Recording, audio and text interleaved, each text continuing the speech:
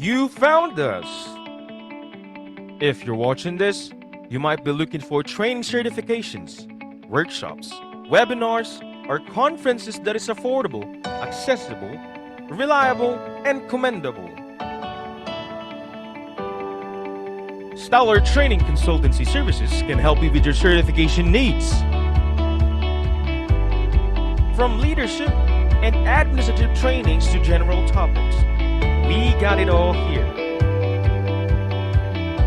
With partners being served such as Department of Health, Philippine Coast Guard, Department of Labor and Employment, Department of Trade Industry, and many more organizations and agencies. There's no more reliable provider than STCS. So hurry, send us a message, and find excellence with STCS.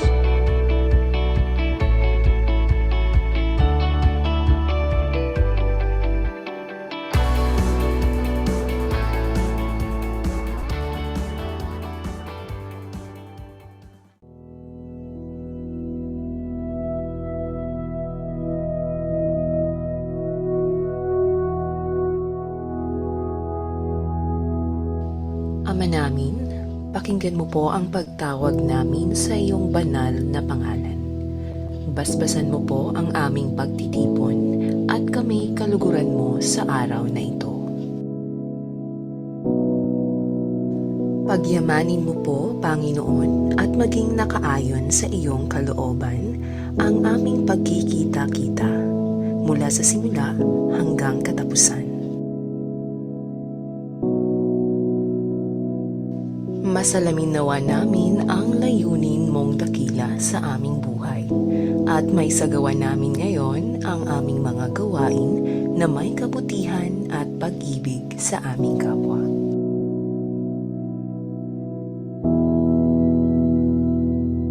Kami po'y naninikluhod sa iyong harapan na kami iyong patnubayan at iwaksi sa aming kaisipan ang anumang masasamang kaisipan, inggit at pakikipag-alit sa aming mga kasama.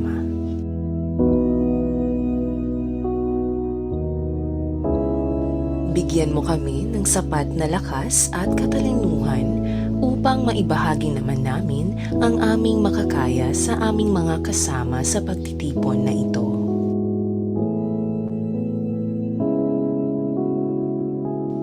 Panalangin namin ang lahat ng ito sa pangalan ng iyong bugtong na anak na si Jesus. Amen. Mga kababayan, ang pambansang awit ng Pilipinas.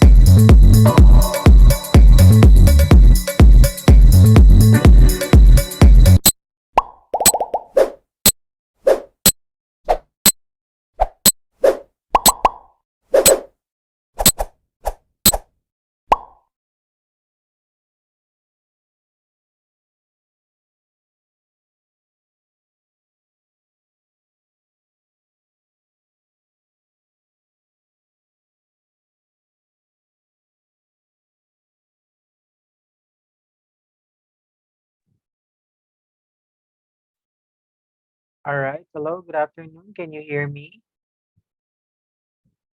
Check here. All right. All right. So good afternoon, everyone. So we still are waiting for the other participants to join us. Now there's actually another three participants who are still not yet here. Okay, so as I can see here, we have Sir Edward and Devon. Thank you so much for that. So this afternoon, we will be talking about the MM101 or Strategic Sales and Marketing Management. All right. So, okay, Sir Edward is on a meeting, but okay. It's totally fine. Thank you so much. You can still listen while your camera is turned off. Thank you. So this afternoon, this is strategic sales and marketing management. So basically, we will be talking about the sales and the marketing concept of of an organization. So our training rules has been sent to you and was provided to you already through emails. I will not go through that. Right now, we will be having our intended learning outcomes. So for our intended learning outcomes, participants will be able to recognize important key drivers that affects greatly the conduct of marketing strategies in the business. Yeah. So basically now we will be talking about marketing strategies as well, so that we'll be able, or hopefully we can apply it to our company or organization. Next here, participants will be able to master the negotiation skills and techniques herewith to have a better successful control of sales and operations. Participants will be able to ensure optimum performance in the business through the implementation of performance management. All right.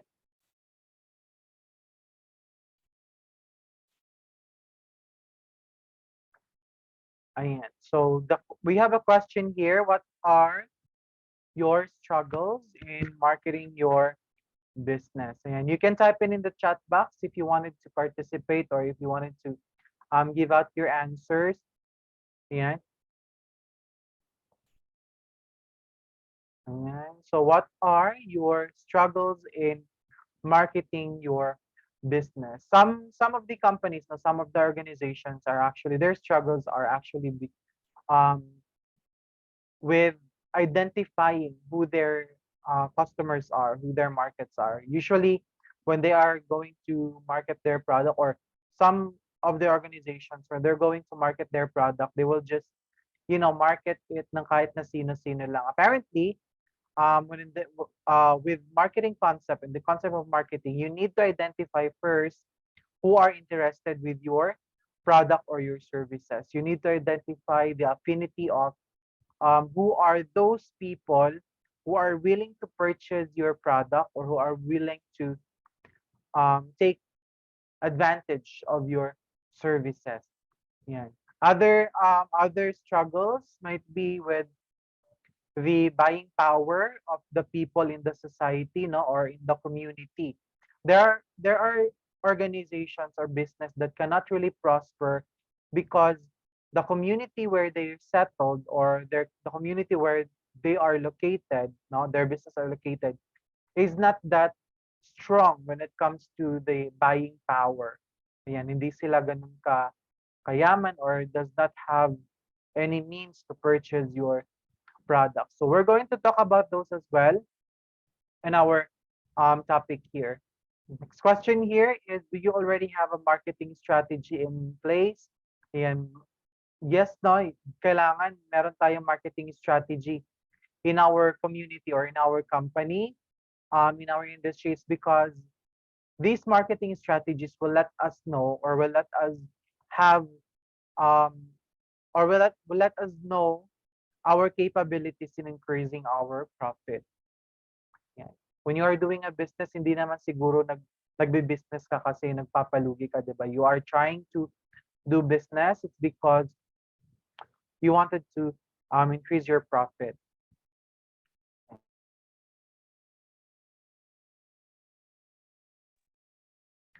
So right now, we will be talking about the key drivers in marketing strategy. Ayan. What are these key drivers?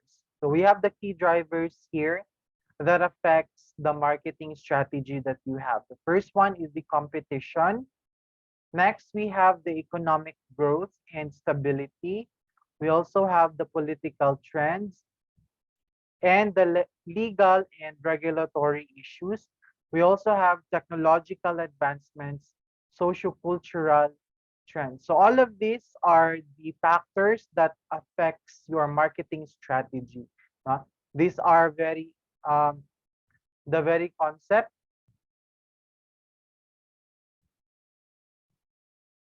And these are the very concept of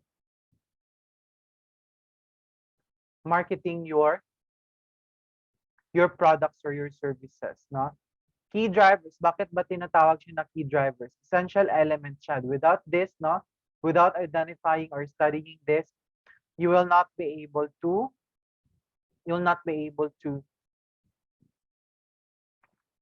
have a good marketing strategy. Now let's talk about these key drivers one by one. The first one that we have here is competition. Ayan. All right. So why before that, why is it important to know the key drivers? Identifying your business key drivers is critical to boosting profitability. Identifying, monitoring the key drivers of your business is essential for generating profits and keeping your business sustainable.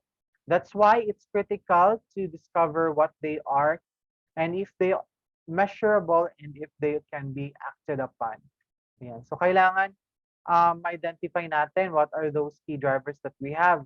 If we can measure it, that's really good. If not, no, we needed to make it sure that we can do something about it. No, there's going to be a problem that may arise with these key drivers. We must be able to we must know how to act, no, on the current situation. All right. So what is the competition? Now, what was uh, as one of the key drivers of competition?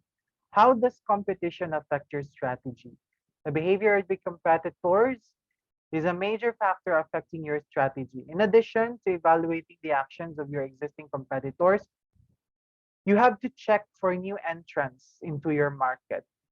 You have to check if there are people or other businesses that might actually, no, become your possible competitors in the business, no. Check mo muna kung anong industry ka belong, no. You check which industry do you belong, and then you check there right away who are the other businesses or what are the other businesses that is in the same industry as you are. Okay, you have to check for new entrants into your market. At the same time, you are adjusting your strategy. Your competitors are reacting to your action. Ayan. Since there are newcomers in your industry or competitors, you must also tailor fit your strategy as well. No, adjust your strategy as much as possible. No, say for example, your competitor lashed out a discount or promotion. Nagbigay sila ng promotion sa kanilang company. With that being said, of course, people are really easy to capture, no, when it comes to discounts or promotion. So kailangan kapag may discounts or promotion yung competitor mo, you should do something about that as well, no? Because that would mean that those customers, maybe your loyal customer as well, may actually get captivated, no? Or encouraged to buy their product kasi naka-discount sila, di ba? So, try to formulate or adjust your strategy as well for you to be able to make sure na hindi ka mauungusan ng mga kakompetensya mo. Ayan. So say for example, no, itong ABC Marketing. Ayan. ABC Marketing has, for example, these are the competitors of ABC Marketing. Ayan. We have the DEF Marketing Services, AAA Marketing Incorporated, ACE Marketing and Consultancy, and AZ Marketing. So if you're able to identify who are your competitors, you must act on it right away. Check, no? Check, i-check ninyo kung ano yung mga posible nilang current strategy, no? Are they giving out discounts?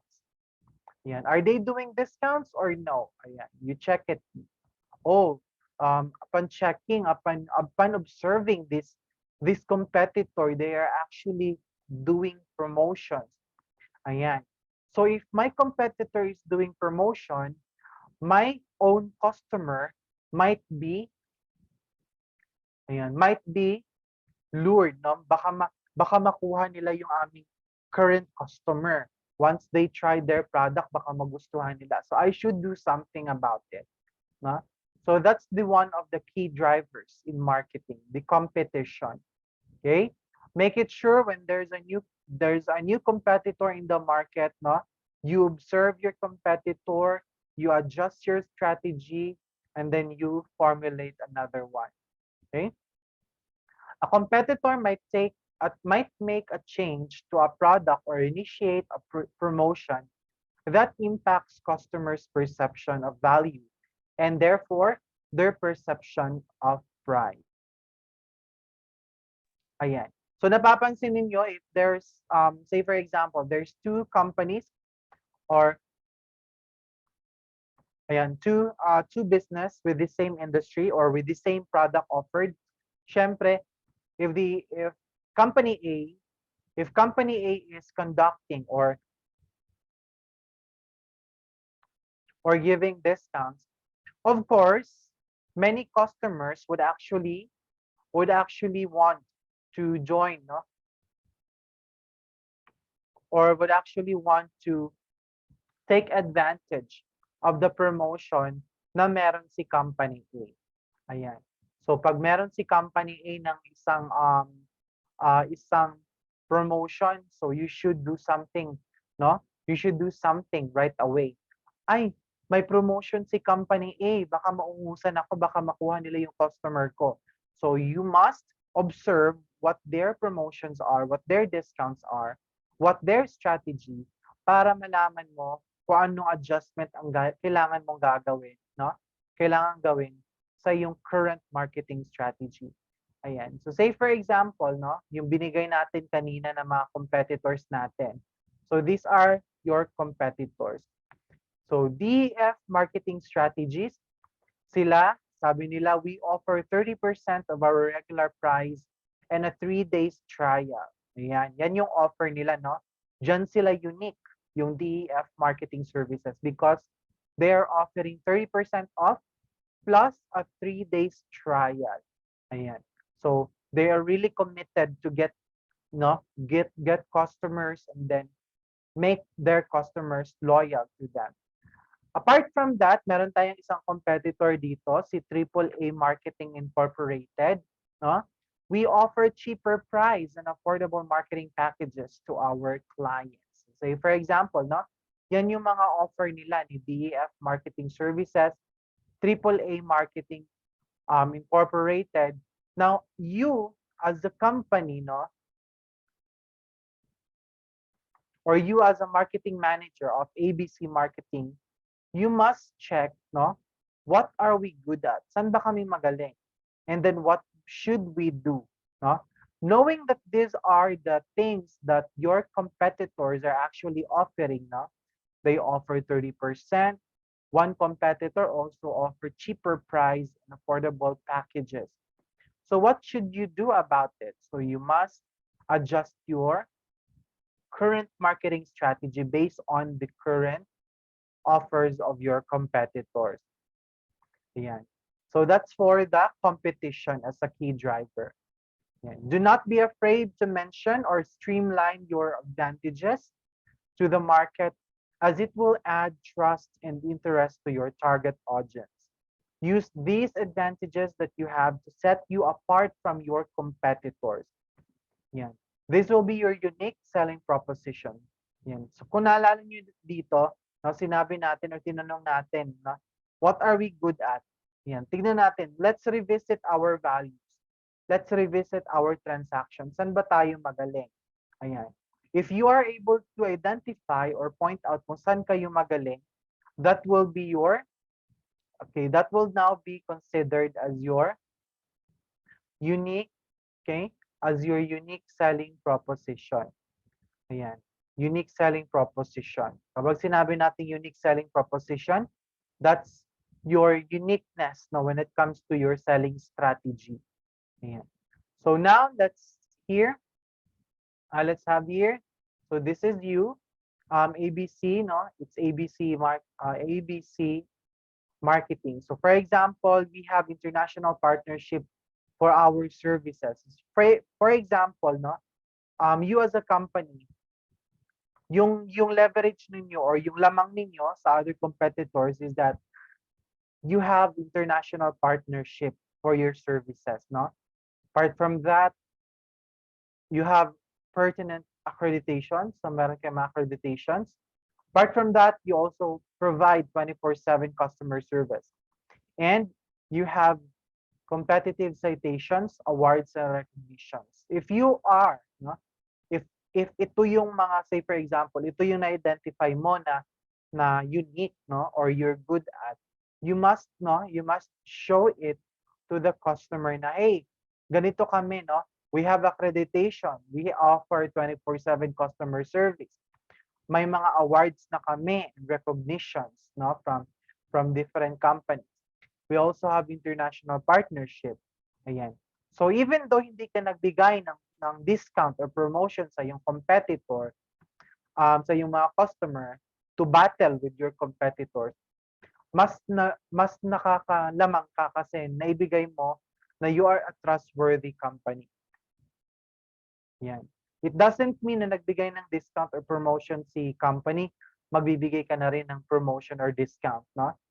Remember that you should not, marketing, no, you should not compete on the price, no? You should not compete on the price because aminin man natin o hindi, natanggapin man natin o hindi, there will always be that business who are willing to lower down their price, no? In order for them to earn. And sana naman hindi dumating sa punto na tayo yung pinaka-lowest na price in the market, because if that happens, no, although marami kang ang customers, but your company is really struggling, no, it's really going to struggle. Yeah. So again, if your competitors are doing promotions or discounts, it doesn't mean that you are going to do discounts and promotion right away, no? You can do that as a last resort, no? As a last option, pero kapag initial pa lang, no? You can check kung saan kayo magaling, kung ano yung mga advantages ninyo. Yan. So that's competition as a key driver. Now let's go to the political trends, no? One of the key drivers in marketing strategy is the political trends. Political trends greatly affect your marketing strategy. As such, laws and regulations may arise anytime, which may affect your business. Political factors involve the decisions and laws that governments make, such as lowering or raising taxes, leaving your customers and yourself with more or less money. So how does this political trends affect your strategy? Ayan.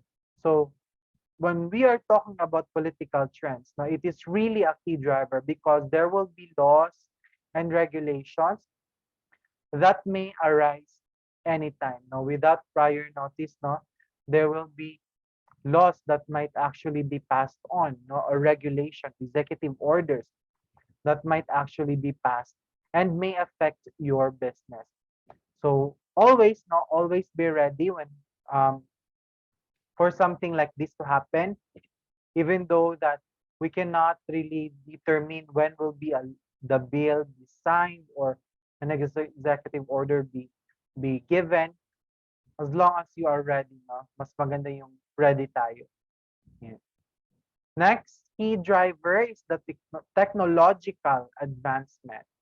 Ayan. How does technological advancement affect your strategy? Paano nga ba? Ayan. Technological change can bring about advantages and opportunities for business. Obviously, new technology can create new products and services, thereby creating entire new markets for a business. Moreover, improvements in technological products and processes can increase productivity and reduce costs. Yeah. So again, one of the key drivers in marketing strategy is yung mga technological advancement natin. Whether we like it or not, no, whether we like it or not, this will greatly affect our business. Not only positively but also negatively, no? For many business, a lot of business right now relies on technological advancement. No? They can actually enjoy, no? They are actually enjoying, some of the companies are actually enjoying the benefit of these technological advancements that we have. Okay, some of them are using social media to market their products. Some of them are using the technology to store data information. Some of them are using platforms, no, softwares, in order for them to connect with their customers or to reach out to their customers.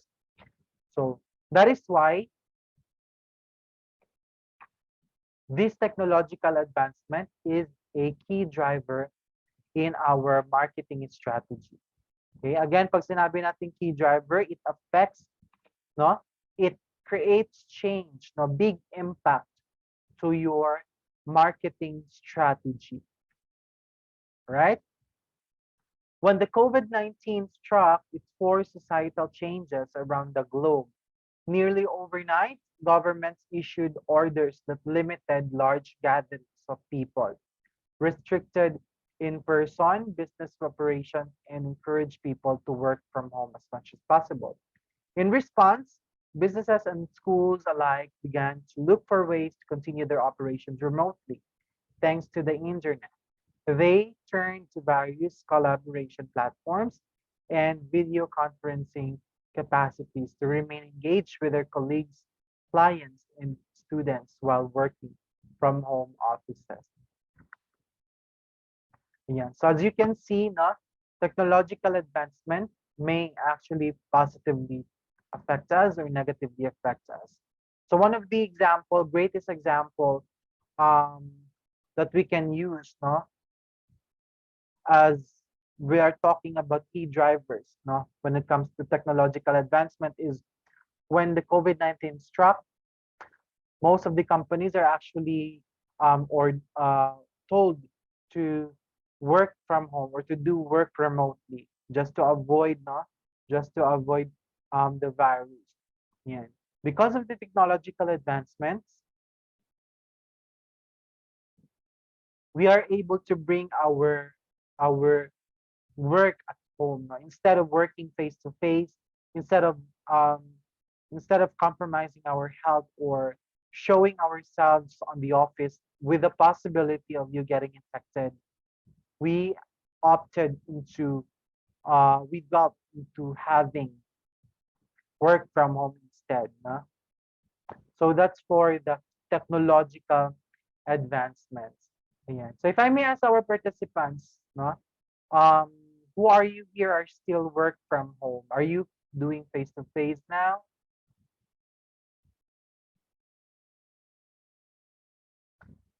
Yan, naka face to face na po ba tayo or still working from home? You may type in your answers on the chat box, no? Or you may also turn on your microphone. Ayan. So actually, no, a lot of companies enjoyed when it comes to remote working kasi nagkakaroon sila ng savings, no, sa kanilang mga utilities and expenses in the office. So kaya yung iba, even though na pwede na mag face to face right now, they're actually more open into doing hybrid, no, hybrid na kind of work. There's a face to face or a mixture of face to face and remote working. Yes. All right. Oh, face to face na. Okay, thank you so much. All right. I don't know what's the real name of Sir or Ma'am Galaxy. I don't know. All right. Please change na lang po your name. Okay. Now let's check here the impact of COVID-19 on the digital transformation. Let's check it here.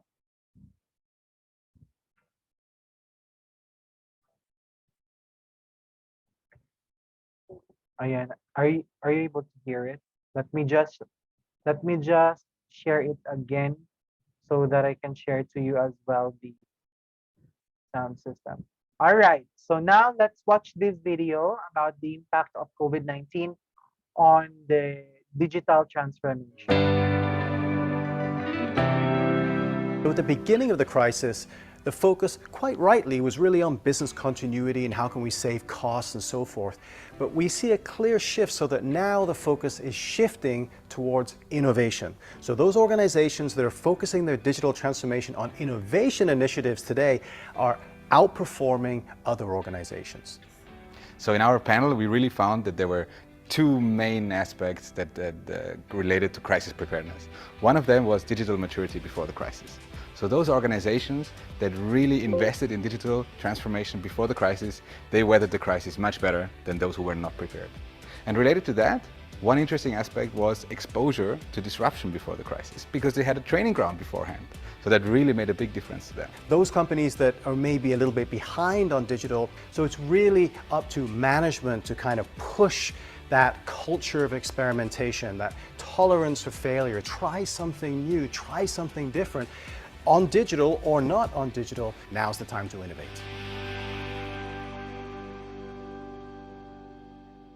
All right.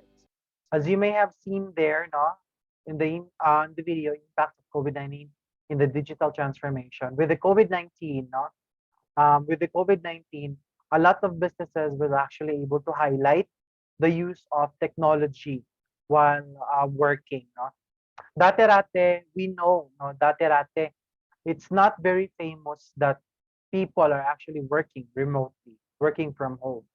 We might be able to see someone working from home if they are doing um, freelancing, no, or virtual assistants.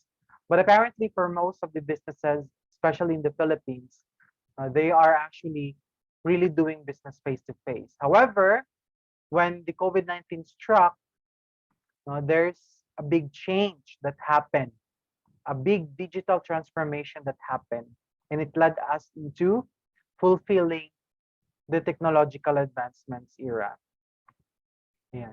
So that's the impact of COVID-19.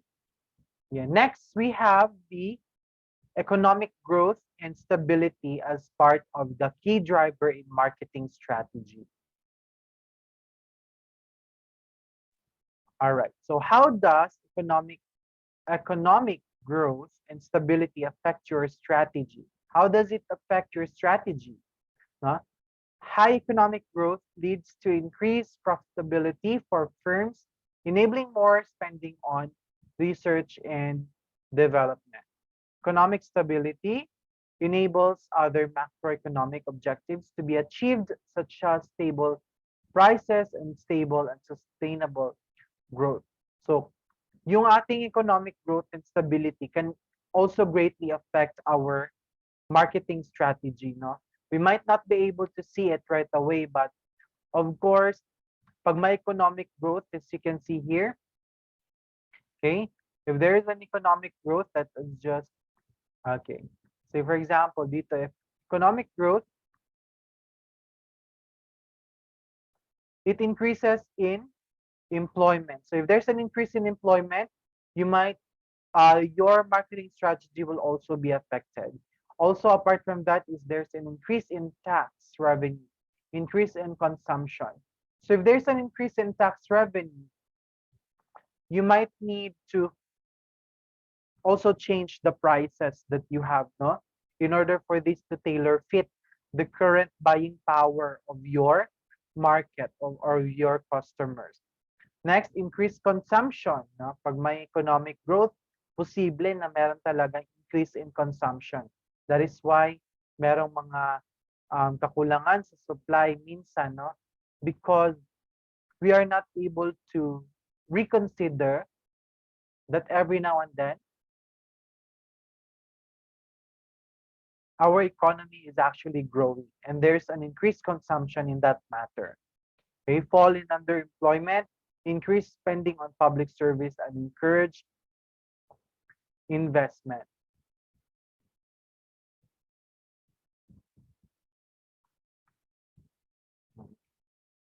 So in the economic growth and stability, yung ating marketing strategy kasi, no? Say for example, dito sa increased consumption, ayan. So if there's an increased consumption of the product, no, that you are offering or selling, of course, you might want to take advantage on that, no? Take advantage on that factor kasi you can also strategize that situation. So for example, alam mo na may increase in consumption. So in the labeling or the packaging of your product, you might add something that will really capture the hearts and the attention of your customer, that will make them feel, no, they are valued. No? In that way, they will be the one who's going to market your product as well, no, through the word of mouth, or maybe they can recommend it to their family members or their friends. So that's economic growth and stability. Next key driver in marketing is the legal and regulatory issues. How does these legal and regulatory issues affect your strategy? Yan, paano nga ba? If you're going to ask me, paano nga ba, sir? Yan. The Federal Trade Commission enforces false advertising laws at the federal level, and similar agencies have jurisdiction at the state level. In light of this regulation, marketing departments devise advertising campaigns to emphasize only truthful features or benefits of company products. Yan. Since you are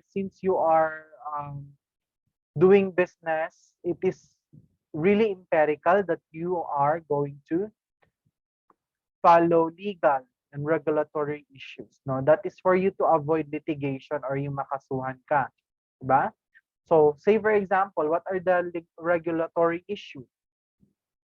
Okay, regulatory requirements. Say for example, you're offering products, no, or food.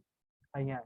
So, with that being said, you must get approval from the Food and Drug Administration before you're going to release your product, especially if you are doing business in a large scale or malaki yung business ninyo, you need to get approval from the regulating bodies. Yan, just like FDA, DPI, or BIR, or yung SEC natin. So they need those things need to be complied because they are regulations, no? Ayan. On top of that, here are some e-commerce legislations that prioritizes the welfare of businesses and consumers alike, such as we have the Consumer Act here.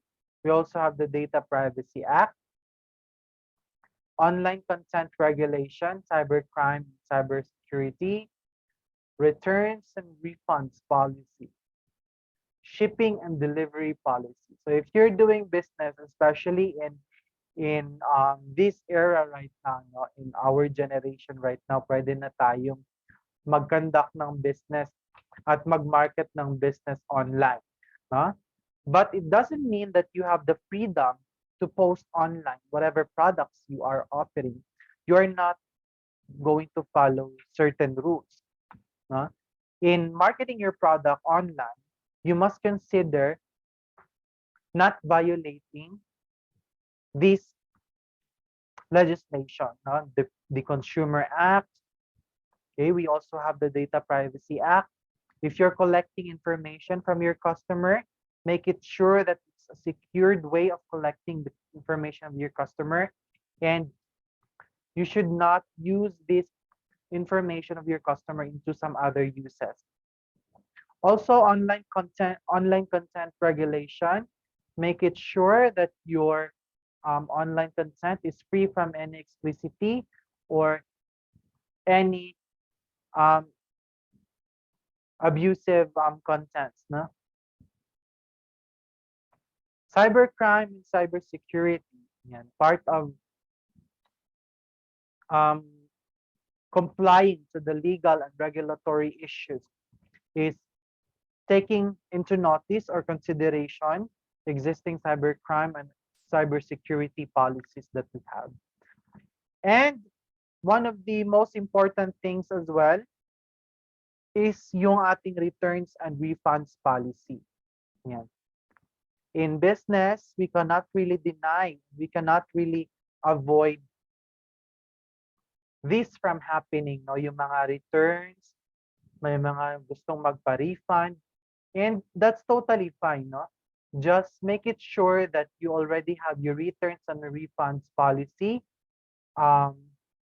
created, no? Dapat planado at saka maganda na yung pagkakagawa ng returns and refunds policy. Shipping and delivery policy is also considered as one of the most important things when it comes to legal and regulatory issues. Okay. So you need to consider all of these legal and regulatory issues for your marketing strategy. Next that we have here is the socio-cultural trends. Ano naman itong socio-cultural trends? How does socio-cultural trends affect your business? Ethnic groups maintain their identity by fostering values that are different from those of the mainstream. This affects your marketing strategy as well. When you market to any specific ethnic group, make sure the benefits you emphasize have value to that group. All right. So it's like saying knowing, no? You should know who needs your services. And kagaya nga ng sabi ko kanina, no? Earlier in our discussion, if your business is located in the community, no? Or situated in the community where that community has a very low buying power, then baka manganib yung negosyo natin. No? Baka manganib na negosyo natin kasi napapalibutan ka ng mga tao, no? Your business is surrounded by people who does not have a good buying power. With that being said, no, your business might get isolated and might not earn any profit at all. So wag naman sana. That is why in a socio-cultural trends, no, you needed to check what are the affinities or yung current interest ng mga tao, no, para dun mo sila kukunin. Say for example, you're selling soap, no? You're selling soap and then sikat ngayon, no? May sikat ngayon na ganito na cartoon characters, say for example, or let's say Marvel, no? Let's say Captain America. Yan. Sikat si Captain America. So, with that being said, mahilig pala or sikat pala ngayon yung Captain America, maraming mahilig yan dito sa community namin. So baka gusto mo rin, no, as part of your marketing strategy, you might want to recreate the design of your soap, no, that it looks like Captain America as well, or a resemblance to Captain America's image. Yan. So in the sociocultural change, sociocultural trends. Yan. Let's talk about the demographics here.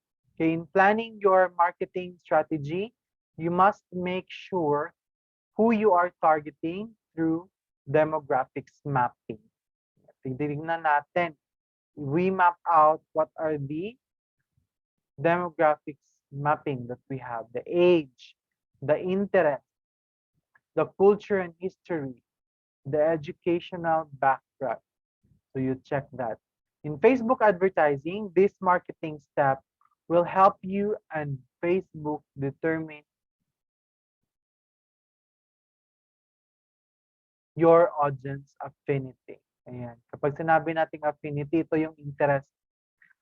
Kung saan interesado yung ating mga customer or where they are, what things they are interested. So kung napapansin niyo in the social media, no, when you are searching for something in the social media, say for example, you're looking for house and lot, no, you search on the search bar house and lot, no, or if you found out, no, if you type that on the search box, the search engine would automatically work and then it will detect your affinity or yung interest mo. So with that, no, dahil currently you search for that topic, yung house and lot for sale, yan na yung makikita mo doon sa Facebook. Yan na yung makikita mo on your search engine. It's because it is being suggested to you based on the affinity or your interest. Okay? Ganyan yung ating search engines ngayon, no? That's through the affinity checking. Yan. So you check dyan yung age, interest, your culture and history, educational background. Yan. Same goes as with when we are creating our marketing strategy. We check, no, the socio-cultural trends, no, yung age ng ating mga um, mga market, target market, no? Baka naman nagbebenta ka ng laruan, but your target market are actually young people, no? It would not be very useful for those old people in the community who has the highest population in your community. Okay? So, interest naman, hindi interesado yung mga matatanda sa inyong community sa mga laruan na ino-offer ninyo or binebenta kasi nga, it's not their interest anymore. Okay? Culture and history, is it part of their culture na mga bata mahilig maglaro ng laruan, or are they just playing outside with their friends? So you check that one as well. And their educational background. Okay? So that's for the socio-cultural trends. Yeah. All right. So right now, let's have this activity muna. This is the jumbled words, no? All that you needed to do in jumbled words is to arrange the words being shuffled. You may type in your answers using the chat box. And first one to guess the word will be given a good fortune. All right. So all that you needed to do is to arrange the letters of the jumbled words. Okay. So let's have the first word here. What is this? And based on our discussion, so what the word? Can you guess the word? Yeah.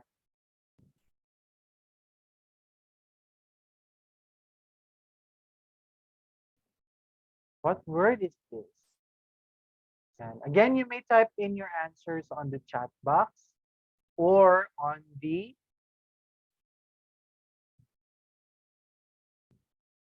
or you can type, or you can turn on also your microphone. All right, we have an answer here coming from Ma'am Ulrika. Let's check if it is competition.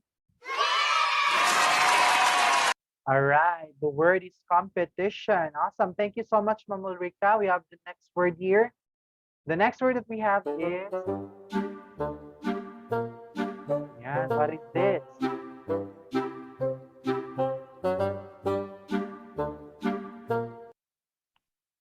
What do you think this word is?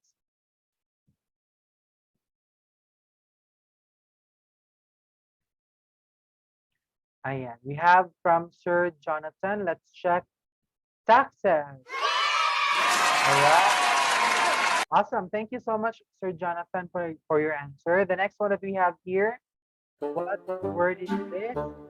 Medyo mahirap. Ayan. Tignan natin kung sino yung makakauna, no? Sino yung makakasagot ng una. Ayan. So that's our third word. What word is that? All right, let's reveal the answer. Nakauna si Sir Jonathan. The answer is, the answer is marketing. And that's the marketing. Okay. So now we will be talking about understanding basic negotiation concepts. And since we're talking about strategic sales and marketing, no? Sales and marketing management, it is very important, and it's an essential skill that we could have if meron tayong negotiation, no, negotiation skills. And this very basic concept of negotiation is very applicable whenever you are in your organization or whatever you do in your organization. Okay, this negotiation skill is vital in order for you to increase profit in your business. Yeah. So next, understanding basic concepts in negotiation. What is negotiation? Negotiation is the process of bargaining where two parties are trying to reach an agreement on mutually accepted terms to acquire each other's wants. Yeah. So take note, there's two parties trying to reach agreement or mutually accepted terms. Ayan. Huwag nating kakalimutan, no, when we talk about negotiation, we talk also about reaching an agreement on a mutually accepted or a mutually accepted terms. Yan. Yan yung pinaka-main natin na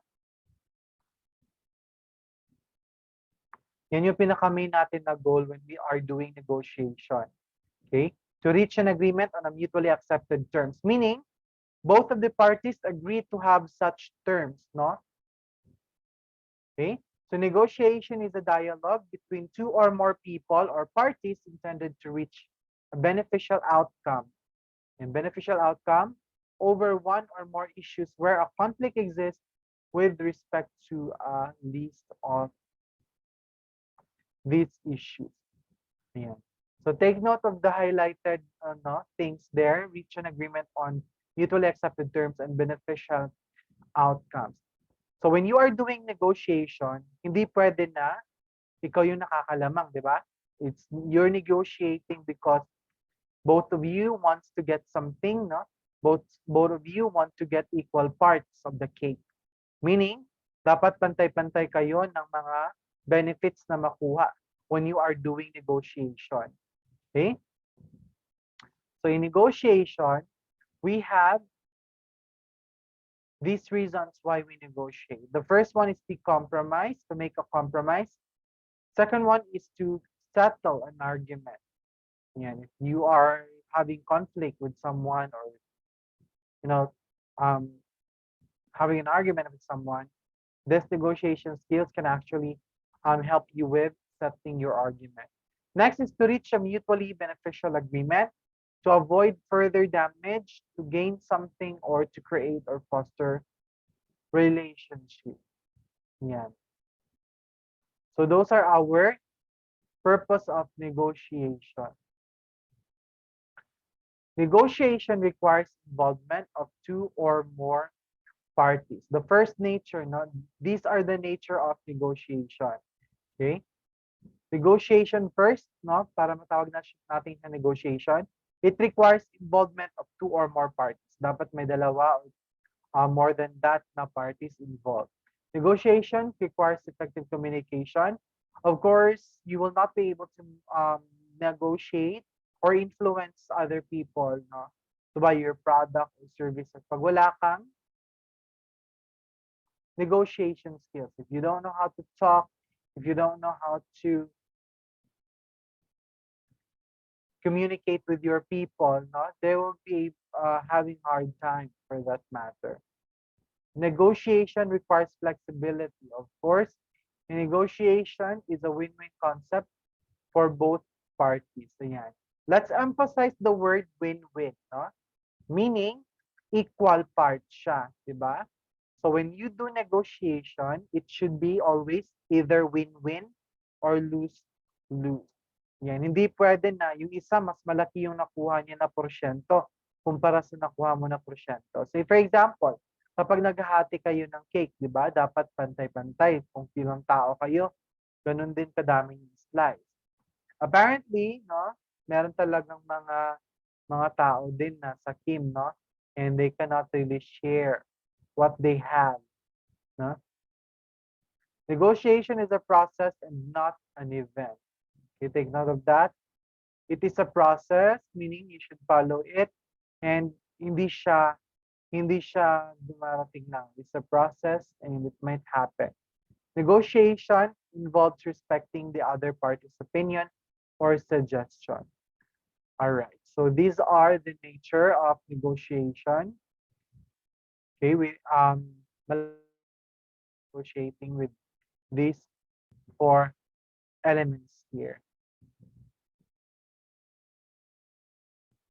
Now let's talk about the 4 P's of negotiation. No? When we say the 4 P's, this is the purpose,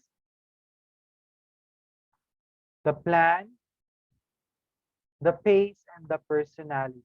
So pag sinabi natin purpose or aim of negotiation is required. Otherwise, it will result to a stage of money. manpower, and time. Yan. So when we're doing marketing, no, when we're doing negotiation, dapat alam natin yung purpose natin. Bakit ba tayo nakikipag-negotiate kay customer, no? When we are marketing our services, our products, no? Hahanap at hahanap talaga si customer ng paraan para mas mapababa yung kanyang gagastusin, no? So therefore, your customer might actually negotiate with you. So it's up to you to do counter negotiation. So what will you say? What will your purpose be? Why you're doing this negotiation with the customer? So without this purpose or negotiation aim, no, yung lahat ng mga efforts mo, lahat ng money or maybe a portion of your money and manpower, time as well, will be put into waste. So kailangan identify mo yung purpose mo. Bakit ba ako nag-negotiate? Kasi gusto ko na makabili si customer at original price para may commission ako. Gusto ko makabili si customer ng product para ma-reach ko yung quota ko. Ayan. So that's your purpose in negotiation. I'm negotiating because I have a quota. Say for example. Plan. Main agenda on which the negotiation is to be carried on. Yan. You should create a plan as well. In doing business, yan, planning is an essential part. It's an initial step of every cycle. Phase naman, main points should be covered in discussions. Also, proper breaks must be introduced. Yan, kailangan meron tayong mga breaks along the way para makahinga naman lahat sa tension na nangyayari. Main points should be covered in the discussions. Wala kayo, when you are doing negotiation, syempre pag-uusapan nyo yan, di ba? Kung ano yung mga options ninyo. When you're doing the negotiation, always make it sure that the main points are being said, no? The main points are being told to the other party. Next, 4P, for 4P of negotiation is the personality. The person initiating negotiation must have convincing power and can influence during the negotiation. Okay? So that's for the personality. Person initiating this must have convincing power and can influence during the negotiation. So we'll be talking about these 4Ps one by one.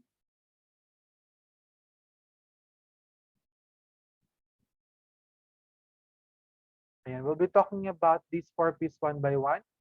But let's take a short break muna so that we can, because it's already 4:03, let's take a short break muna so we can refresh our minds and we can drink water as well. Okay, please come back after the video ends, okay? Please come back right away.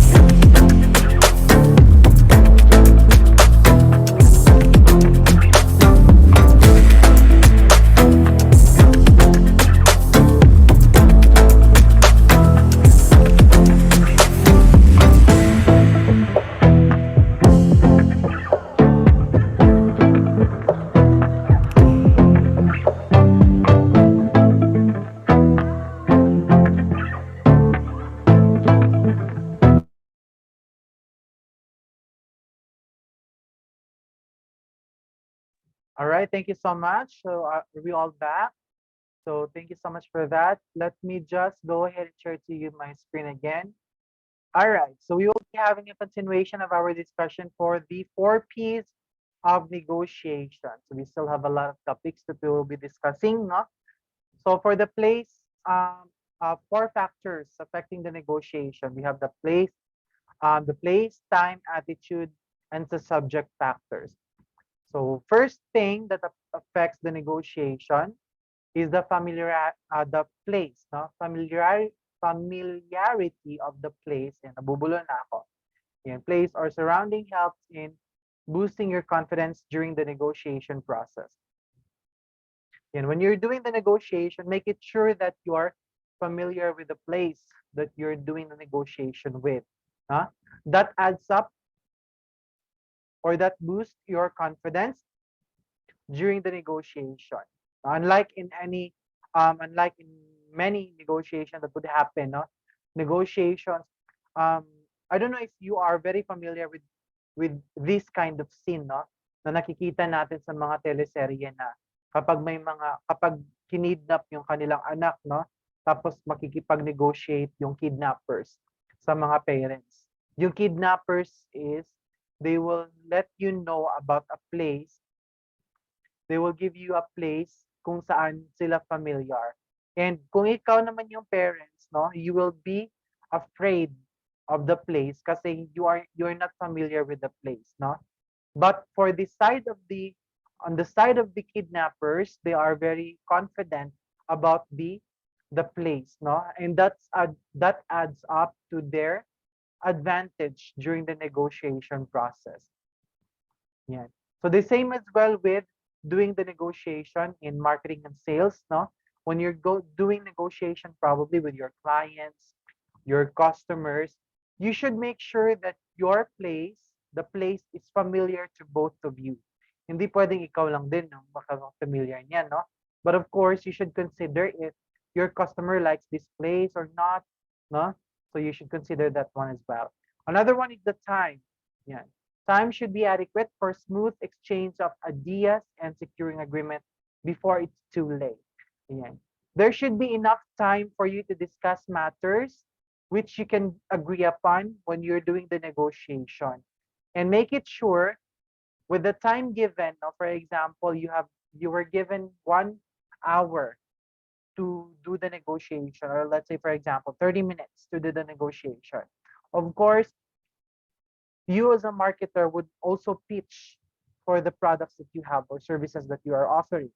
But it doesn't mean that this negotiation is all about your products or services. It does not mean that you're not going to let the other party speak as well. No? You should let them also talk and create suggestions. No? Take note that during the negotiation, there should be a smooth exchange of ideas. No?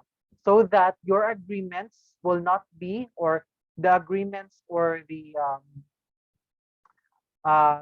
agreements will not be in favor of someone else, no? Para yung agreement na ma-agree ninyo is beneficial for both the party. Ayan. Next is the attitude. Both parties involved in the negotiation should be positive and willing to make an agreement. Again, positive is also a part that factors affecting the negotiation, because if one of you, both parties or one of the parties involving the negotiation is not willing to make an agreement or deal, then you are just wasting your time. No? Kapag ayaw naman talaga niya sa mga terms and conditions mo for these, services or for these products offering, no? You will be somehow wasting your time, no? Next is the subject factors, like relation of two parties involved, status difference, information, and expertise. So it should be clear now. Whatever you're talking about should be clear. Your differences should also be stated, the information and the expertise of both parties as well. So those are the four factors affecting the negotiation. Again, we have the place. Now, place should be familiar to both of you. Time should also be adequate, enough for you to exchange ideas. Attitude is also another factor which affects greatly during the agreement or deal. Subject factors as well should be identified, should be emphasized, and should be given right away. So those are the four factors affecting the negotiation. Now let's talk about the negotiation process. Okay. But before that, if I may ask our participants, have you tried negotiating with your customers or your clients? Ayan. Have you tried doing negotiations with a specific customer? Ayan. How did it went? No?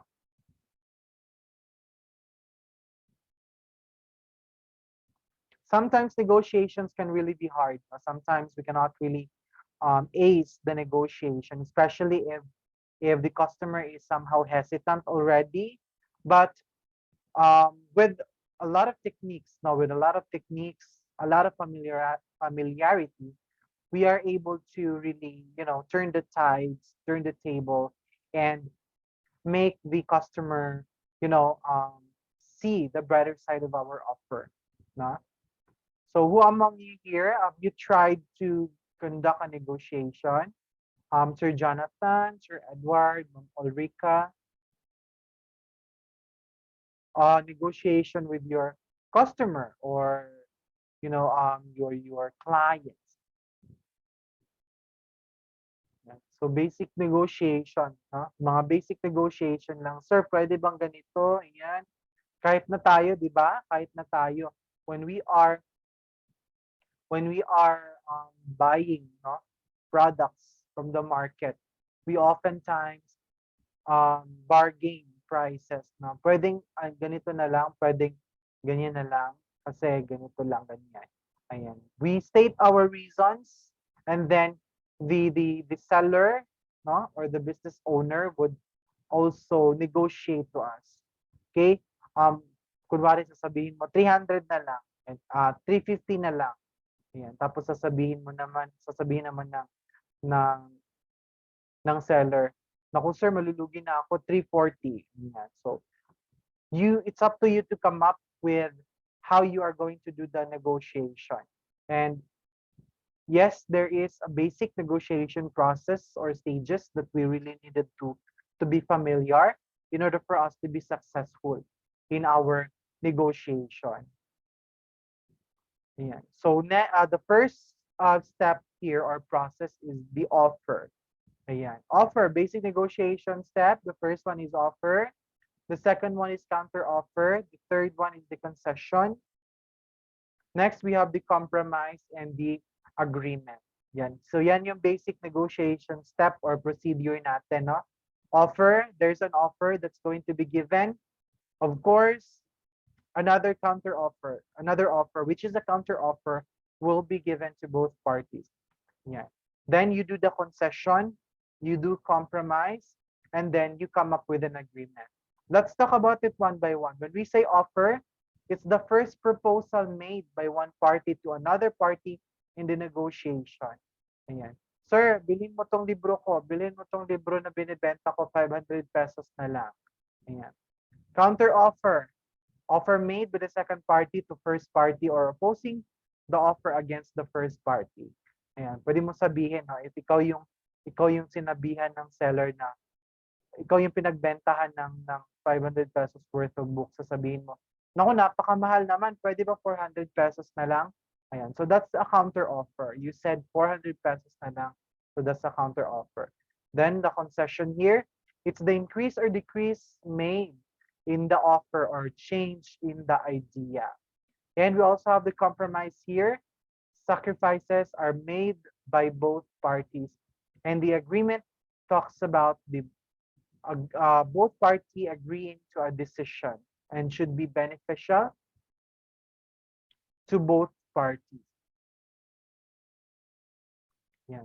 To make it clear, let's have an example here of a negotiation process. Ayan. Hi, Johnson. I am selling my book for 600 pesos. It's in good condition. Yan. Sabi naman ng lalaki, wow, is that a new Rick Riordan book? But I only have 400 pesos right now. Sabi naman ng babae, well, this is her latest book and it is in good condition. Maybe if you can add 100 pesos more, then it's a go. So gusto ng babae 500 kasi original price kasi is 600 pesos. Then yung babae naman, ay yung lalaki naman, gusto niya 400 pesos lang kasi yun lang daw yung pera niya. Sabi ng babae, dagdagan mo ng 100 sir kasi latest book niya ito. Sabi naman ng lalaki, that's cool. I do have 100 pesos here. I'll just walk home later since the weather is also fine. Ayan. Great. Here you go. Enjoy. It's a good deal. I am happy to have this. As you can see here, ayan. So as you can see here, the offer was made on this part. The first step, no? Or yung first stage is offer. Ayan. Yan yung first stage natin. Offer. Yan. That's the first stage of the negotiation. Offer. Then the next one is the counter offer. Ayan. Yan yung counter offer natin. Yung customer, nagsabi siya ng kanyang pwede lang na kayang maibigay. Then we have also here, okay, we have also here concession. There's a decrease or increase in the price, no? Para magkaroon kayo ng agreement. Then we also have here the sacrifice. Ayan. Sacrifice made by this man, no? Sabi niya, sige na nga, gagamitin ko na lang yung 100 pesos ko, pamasahe ko sana ito, pero maganda naman yung panahon, pwede ko naman siguro lakarin. So, sige, dagdag ko na lang yung 100 pesos ko. Ayan. So that's the sacrifice here, the compromise.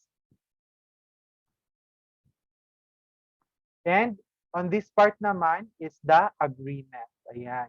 So that's the basic step, no? It's a basic step where we can see, no, that the step-by-step negotiation process. When you are going to be faced with customer or maybe your client, no, it's very important that you know this basic step, no?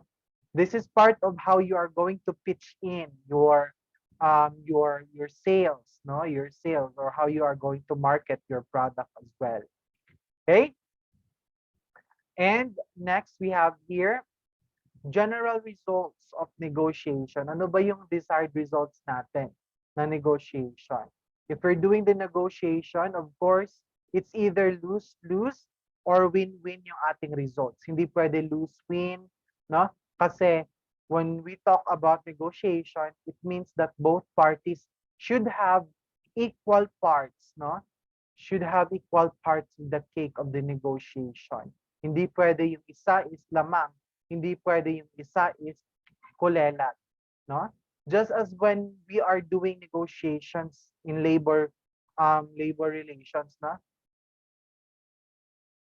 Kapag may away or conflict in the management, no? I mean conflict in the organization, we should not side anyone on in the party involving the conflict. We should give them equal treatment, equal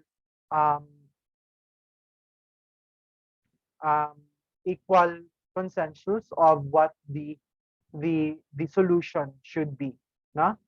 So kung wala naman, if lose-lose naman, neither of the party takes the cake of the negotiation. So wala.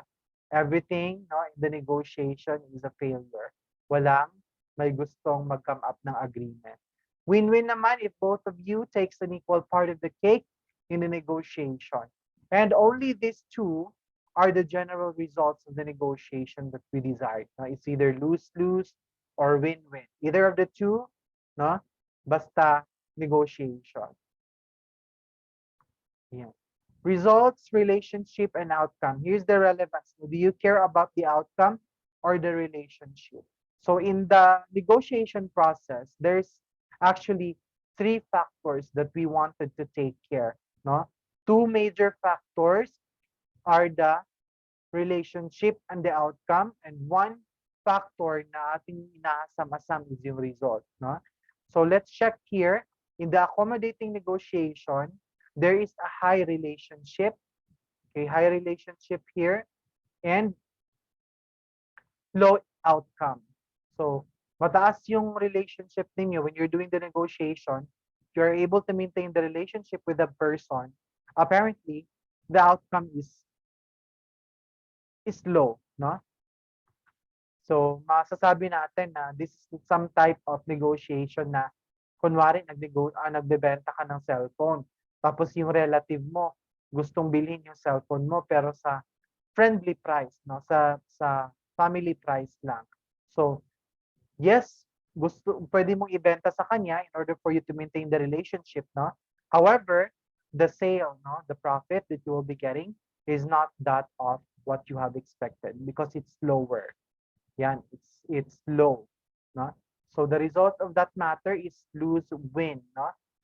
And here, on the collaborative negotiation, high relationship and high outcome, this is one of the desired results that we are about, we know, we wanted to have in negotiation, no? Win-win. Kasi high ang relationship, high din yung outcome natin. In the avoiding negotiation naman, low relationship and low outcome. Okay, even though low relationship and low outcome, this is still a desired result of negotiation kasi it's a lose-lose result, no? None of you actually have have lost something, no? And earned something. Next is the low relationship and low high outcome. Competitive negotiation is a competitive negotiation. It's also a win-win still, no? Kasi even though low relationship, but the major, you know what, the major factor that we are actually doing the negotiation is to come up with a high outcome of the result. So pag high outcome, high result, meaning it's a competitive negotiation and it's a win-win also. Okay? So those are the negotiation result type that we have now based on the relationship, outcome, and the result. All right. Let's talk about professional negotiation techniques. Ayan, dito na tayo, no? It's part of our marketing and sales strategy. We're also going to talk about professional negotiation techniques. The first technique is take it or leave it. And take it or leave it. In take it or leave it technique, either one of the party can make a fixed offer, which sends the message that if the counterpart does not agree, there will be no further discussion. A real test of egos ensues when a counterpart replies, "We'll leave it." Okay. Always remember that you don't have to blatantly say the phrase take it or leave it during the negotiation. So during the negotiation, hindi mo kailangan sabihin na, ano, take it or leave it. Ayan. There's some other ways for you to say it, no? Like sticking to the price, no? Kapag sinabi niya na pwede bang 20 pesos na lang yan kasi ganyan. Ma'am, pasensya na po, yun po talaga yung price niya. Ayan. So you're not saying take it or leave it, but you're imposing the idea na wala na talagang other option. It's either she take it or she leave it. Okay? But always remember, there are some places where take it or leave it is not an alternative, like the labor negotiations. Take note lamang na. Take note lang natin yan. Ayan. So take it or leave it, that's our first negotiation technique. Take it or leave it sometimes is avoided because this strategy can poison the well. Moreover, if you're not willing to walk away from the table for good, or you simply can't take it or leave it, won't work. Yet the tactic does work in several cases, for two examples being when the party can't afford to leave it. No? Say for example, kailangan niya talaga yung item na binibenta mo. So you can use the take it or leave it kasi alam mo na kailangan yan, no? So therefore, you have the full control of the negotiation process. Pwede mong stick yung price mo kung anong merong price ka. Okay? Next is when you want to discourage future haggling or you'd be selling at a loss. Another situation which this technique is applicable or highly applicable is when you wanted to discourage future haggling, no? Yung mga customers na mahilig maghaggle ng price, no? Until such time na nahaggle nila yung price na talagang papaluging presyo na. So, if you wanted to discourage such, such negotiation na malulugi ka, you might want to do take it or leave it, no? That's take it or leave it, or you'd be selling at a loss. Okay? So an example here of take it or leave it, I have a latest limited edition camera for sale. I am selling it for 12,000 pesos. Sabi naman ng isa, wow, that's a lot of money. I can't possibly afford that, but I really, really need a camera this Tuesday for my son's graduation. Yan. So, with that being said, alam mo na kailangan talaga niya ng camera, no? 12 pesos yan, 12,000 pesos yan. So, sasabihin mo, no, you cannot say the phrase take it or leave it, but you can say this. Well, this is the latest one. It comes with all the accessories it have, and it's a limited edition. Ayan. So with that being said, you're giving the idea to the customer to either take it or leave it. No, there's no other option. Okay. Instead of obviously saying the phrase take it or leave it, the lady streamlined the features and add-ons of the product. This is to ensure that relationship during the negotiation is kept and offer is fortified. Yeah. So that's how the take it or leave it technique actually works, no? Again, you should not say the phrase take it or leave it talaga generally, but you can do something else in order for you to streamline this thought na wala ng other option. Okay? The next technique that we have is the iceberg theory of negotiation. The iceberg represents the needs, wants, and motivators of your negotiation counterpart. Although you can readily see some of these needs, most of them loom unspoken under the surface. Sometimes this needs a structure of them, like in Maslow's hierarchy of needs. Other times they will come at random, and it's up to the negotiator to discern which are the most important. Ayan. So we have the iceberg theory of negotiation here. No? Check natin. Ayan. So example natin, ito. During the negotiation, sometimes, no, yung nakikita lang natin o yung naririnig din lang natin doon sa mga nakikipag-negotiate sa atin ay yung mga magagandang bagay, no? But it's always up to us as a customer to discern or to investigate ano yung under, no? Mga information under that. No? Just like in the iceberg, you're just seeing the small part of the iceberg, no? But under that, there's a big, no, unspoken hidden issues in the negotiation. So it's up to you to discern what are those and identify what those are. Okay?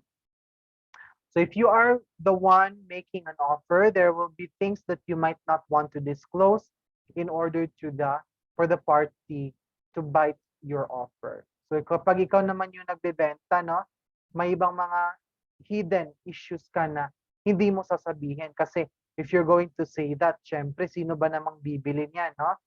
So it's up to you, no, to say that or not. But generally, no, if you wanted to make a sale, sino ba namang sasabihin na, ay ma'am, may ano kasi ito ma'am, may yung sofa na ito dito pinatay si Magellan, ganyan. So say for example, no? Next is if you are the one making a counter offer. For example, ikaw yung customer. It is your responsibility to be curious and vigilant as to why the first party is offering the item to a certain price. If you're unaware of these hidden needs and fail to offer satisfactory boons to cover them, it will be much harder to reach an acceptable compromise. Okay, so let's have an example here. Hello, Mr. Singh. I am from TechnoBiz Company. We are selling computers, startup companies or startup companies. Sabi naman ni Mr. Singh, no? Nice. I need 5 sets of computer for my company. Are these computers latest models? Ayan. So yan yung tanong. So sasabihin naman niya, yes, they are the latest models of computers that many industries use.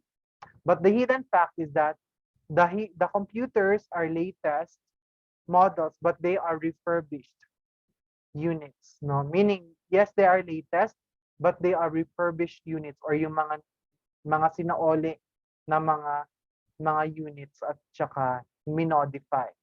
Yan. So if you are the one making the offer, as someone who is aiming to make a sales or benefit from the negotiation, you might want to keep away all the details that may jeopardize the negotiation or lose the interest of the other party. Yan. Yan yung ruling there. Paano naman kapag ikaw yung customer? Ayan. If you are the one making the counter offer, obviously something is off about the offer. When the offer is very enticing to the extent that it is becoming unrealistic, you must investigate and prepare your questions. Okay, say for example dito, hi Mrs. Garcia, I am presenting to you the 1 million pesos worth of 500-hectare lot. This is a great deal. Yan. Sabi naman ni Ma'am Garcia, no? A 500-hectare lot for just 1 million pesos? That's indeed enticing and odd at the same time. Why are you selling this for a cheap price? Yan. Is this lot? Yan. So ito na yung ginagawa niya sa customer, no?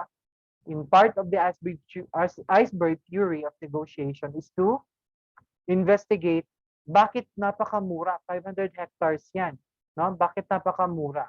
So yan yung ginawa ni customer, nag-investigate siya. Is this lot safe from floods and away from fault lines?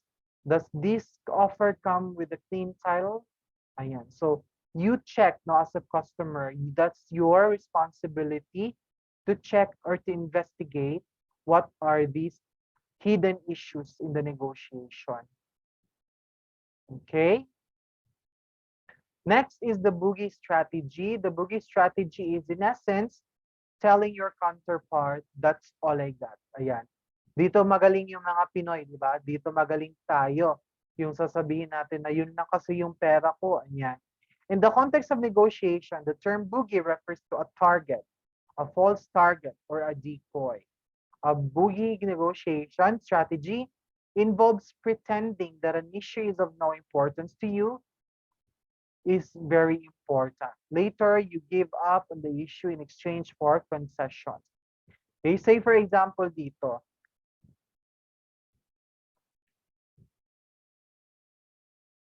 Ayan, mali lang yan, no? The boogie strategy dapat dito. Ayan. So, the total amount of your, sabi ni Carpenter, no? The designer, the total amount of your house renovation will be 400,000 pesos. That covers all parts of your house. Sabi naman ng babae, oh dear, I only honestly have 300,000 pesos right now. Yan yung sabi niya, no? Meron na 300,000 pesos lang daw yung meron siya. So, of course, in the boogie strategy, it's either you can, it's either you change, no? You change or negotiate the price, no, with the customer.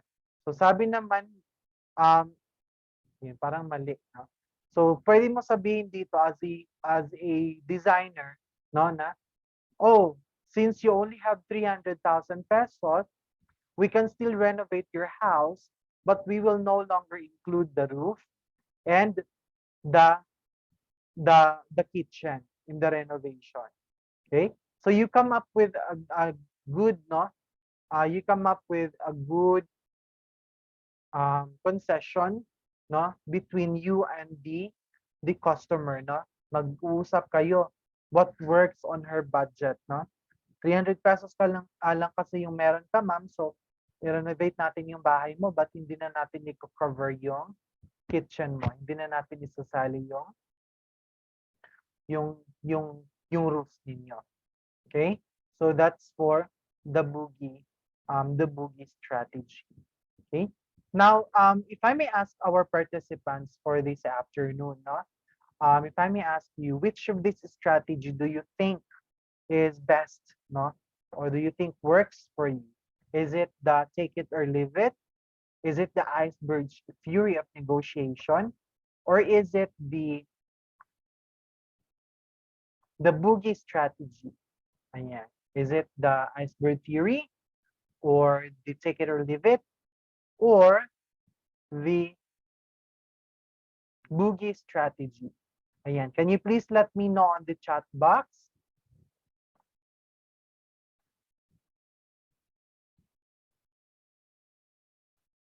Okay, which of this strategy do you think is good, no? Boogie strategy. Ayan. Yung boogie strategy kasi maganda siya if it's for services na and for products that are highly customizable, no? So for example, no, nagbebenta ka ng cake, no? Nagbebenta ka ng cake. So sabi ni customer, "Ma'am, meron ka po bang cake, ma'am, na pang 2,000 pesos lang? Ganito lang kasi ito lang kasi yung meron ako."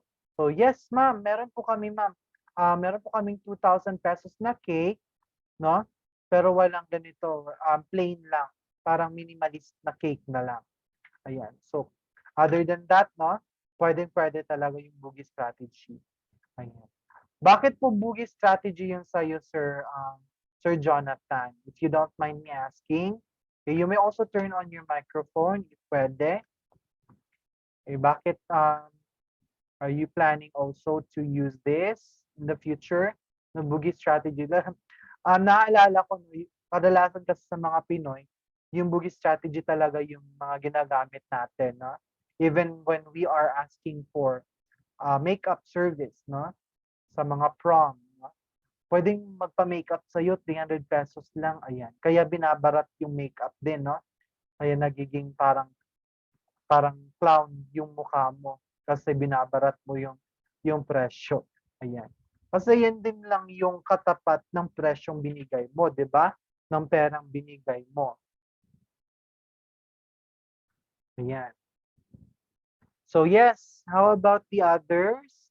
Ma'am Ulrika and Sir Edward, what strategy do you think is good, no? Or do you think works best for you? Is it the take it or leave it? Ayan, we also have the iceberg theory of negotiation or the boogie strategy. Alin po doon yung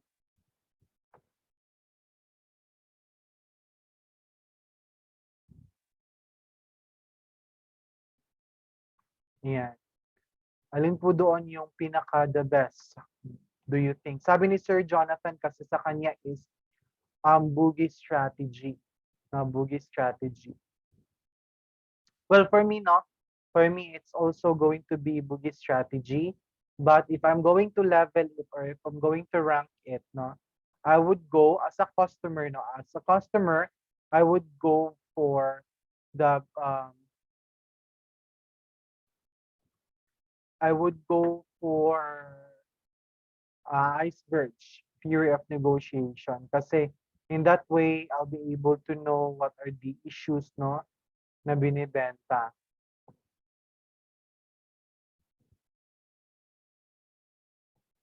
Ayan.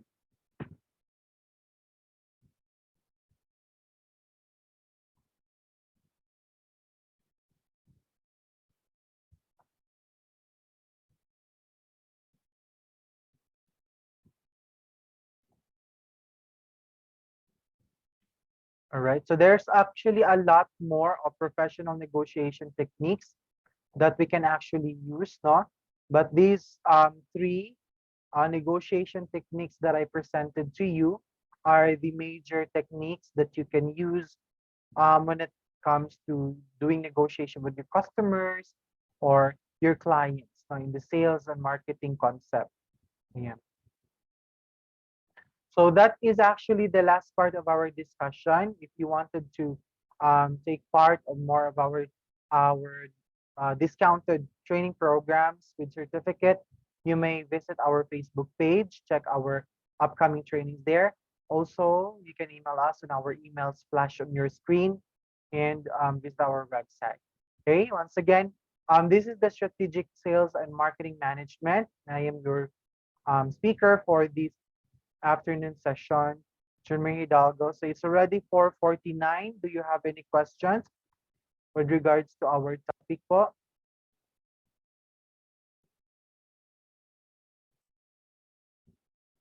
All right. Do you have any questions?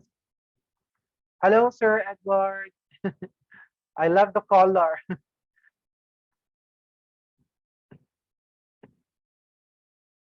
Ayan. Fully operational na po ba yung ano ninyo, sir? Yung office ninyo sa kasi I can see here na nasa Pagcor, I think Pagcor kayo. Yeah, I have a lot of ayan. I know a lot of people from Pagcor, no? Ayan. Kasi yung ano nila, yung mga satellite offices nila, yung mga nag-o-open lang, yung mga main nila is closed. Especially dito sa Davao, no? Close yung main dito. Mag-o-open na yata sila this month, August. Mag-o-open sila by August. Ayan, meron din sa Jensan, no? Sa Cagayan. Wow! Wow, sir. Congratulations. Ayan, I will be praying for that as well. Yeah. It's a really big, organization, yung Pagcor, and it's a very, they have a very wonderful management there. Yan, napakaganda. I can recognize talaga the place, no, based on your video kasi ganyan talaga yung mga itsura ng mga ng Pagcor, no, yung ano nila, yung mga Pantawan Hall, no, especially yung gambling area nila. Ganyan-ganyan yung itsura ng mga colors. All right, so let's take a picture. Okay, let's turn on our camera so that we can take a picture. And again, I thank you so much for joining us in this afternoon for this session. Your certificate and training materials will be forwarded to you within the 24 hours or within the day. So just please wait for it. It will be sent through email. So let's take a picture at the count of 3. Okay, 1, 2, 3, smile. All right. Thank you so much, Sir Edward. Thank you so much, Sir Jonathan. You have a wonderful day. Bye-bye. Bye-bye, sir.